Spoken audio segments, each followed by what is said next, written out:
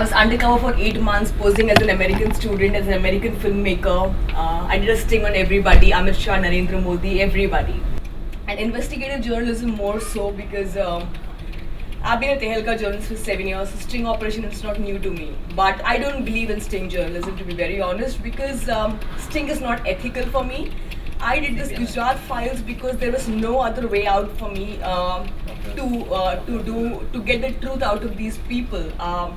The top guys in Gujarat, whether it is the Home Secretary to Narendra Modi, the Principal Secretary to Narendra Modi, the DG of Police, the ATS Chief, or the Commissioner of Police, they had all deposed before the Nanavati Commission and they didn't want to speak the truth.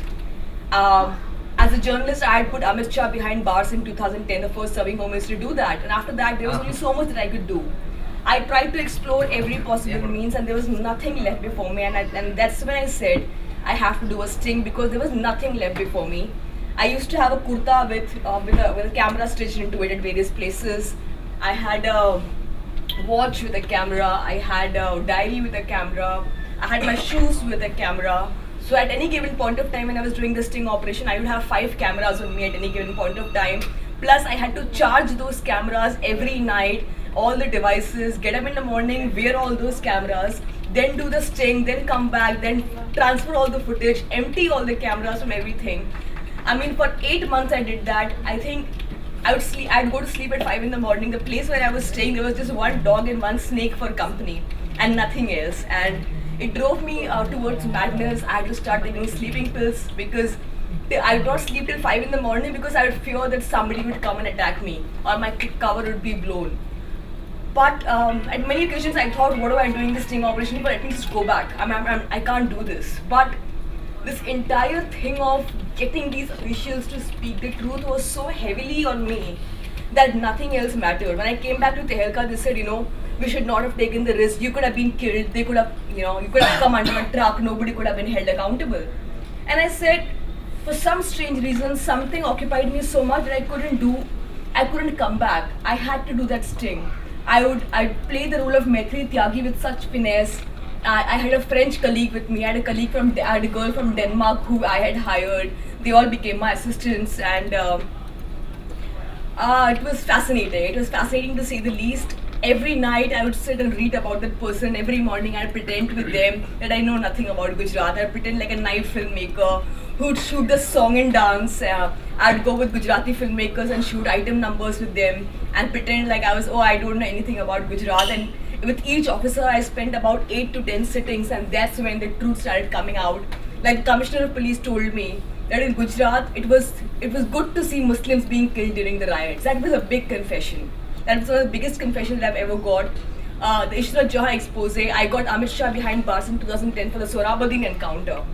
And I had somebody to say that Amit Shah, the ATS chief, saying that Amit Shah had kept Ishrat Jahan in his bungalow 2 days before she was killed. These were big revelations for me.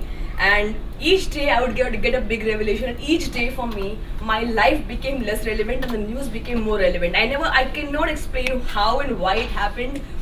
But I keep saying that the best equipment any journalist can ever have is persistence. That's the reason why Maitri Tyagi, who I was for 8 months, was so consumed, because I loved going out, I loved doing photography. So, when I would sit with the Commissioner of Police, he would make coffee for me, and he literally became my father. And then the ATS chief would take me out for movies, and I'd pretend that this was the role. Investigative journalism, you have to understand, is not something that you just go out with a sting camera. It's not just a sting camera. Investigative journalism involves a lot of presence of mind. For instance, once my watch and the camera got so hot that the person who was sitting next to me almost touched, and he said, "Oh, well, why is your watch so hot?" And I said, "Oh, it's a solar watch and it works on the heat syndrome," and he bought the idea. You have to have a presence of mind. I could have easily been caught at that moment. On one occasion, I was sitting with the DG of police, and somebody who knew me as Rana Ayyub entered his house. He was an officer. I was in the kitchen with his wife, getting the tea, and I saw him come, and I said, "Okay, I am dead today because these guys will figure who I am."